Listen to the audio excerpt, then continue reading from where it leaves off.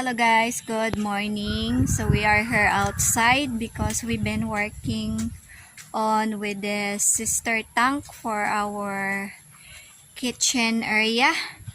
Yeah, and it's been raining, then the water gets in there, so we find solution how to stop the water in getting in the sister tank. We try to fix it because it keeps on raining almost every day here, and then the water we're going to get inside the sister tank, and we are afraid that it will overflow. In the tank, we add some bags to cover up the hole, and then hopefully it will help to stop the water getting in inside. And then we put some metal on the top.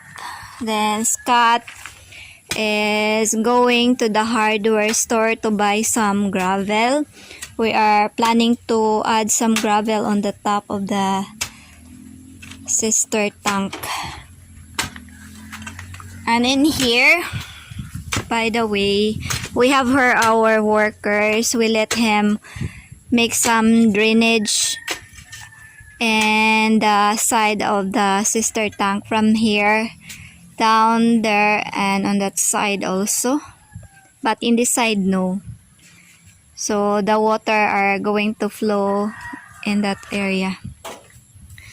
So only when it rains, most of the time we are afraid that the tank will overflow. And yeah, we ask our guys here to put all the dirt around. Hopefully it will works out, just to be sure for precaution. Nayan yung still working here around the tank. We let him clear it up. Kundi na, ibto na lang yun ang buwak na eh. Ibto rin? Oh, ibalhin na no eh. Tiri lang sa niya.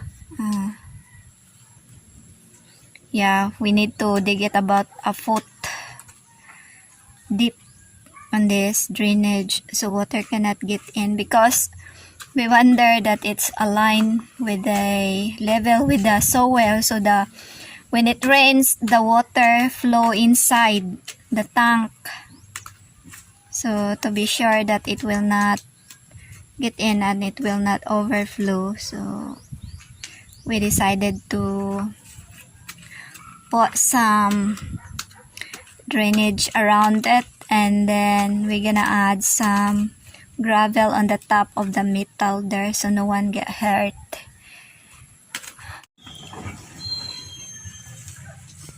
Kasi ano ikatag, i-apel ang ko ano adto sudla na siya. Katagan po siya ang kanang apilan po ng nasbabaw. Ay, nibel rin? Oh. Kaya ron way masamad.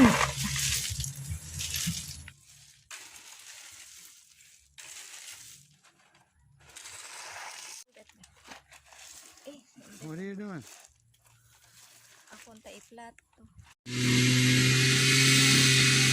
Okay guys, so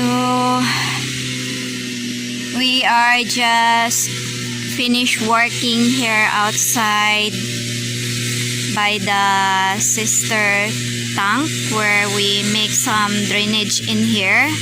And yes, we did put some gravel on the top from the sister tank going down to the drainage that our worker make here, as you can see. And even going down there where it's a bit sloping, the ground is a bit lower so the water can get out. And we did use around 6 bags of gravel all in all, but good thing we did able to finish it today, and the rain's a bit stop. Yeah, might be later on it gonna rain again. And now our workers start mowing already in there. And I am not finished pulling some weeds here. Early this morning I pull weeds and I gonna continue later. And yeah,